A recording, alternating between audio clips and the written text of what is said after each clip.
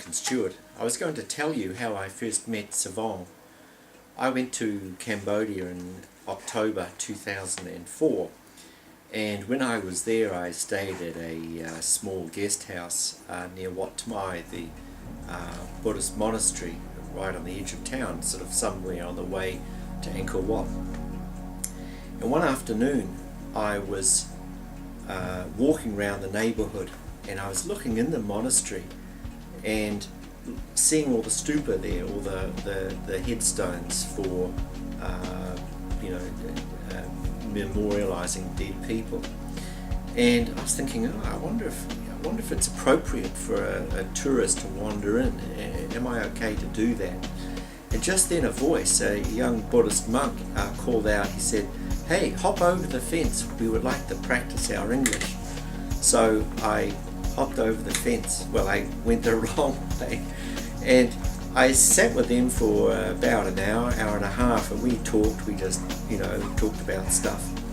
And one of the young guys who was there as well, at the end of that said, "I want to show you a school. I want to show you a school." And this guy, Pin is his name, took me down sort of like a little footpath through an alleyway and out behind the monastery, and took me to a house where there was a lean-to classroom where a class was being conducted. There were a dozen or more children there, and he stood me there and said, "There, teach." And I kind of froze up for a few seconds, like, "What do you mean, teach? I'm not ready for this." And then it clicked, a story that I'd read when I was about 12 or 13 years old, a Japanese folktale.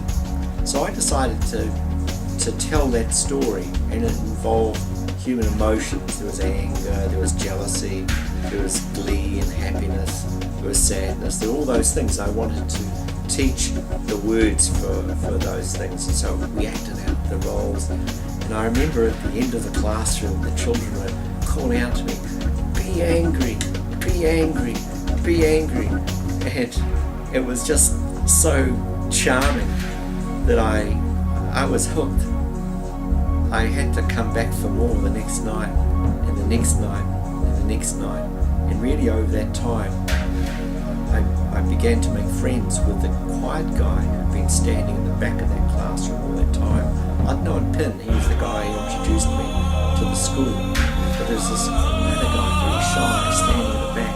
And I realised it was his father's house, that he was the guy who had formed this little classroom. His name is Savong.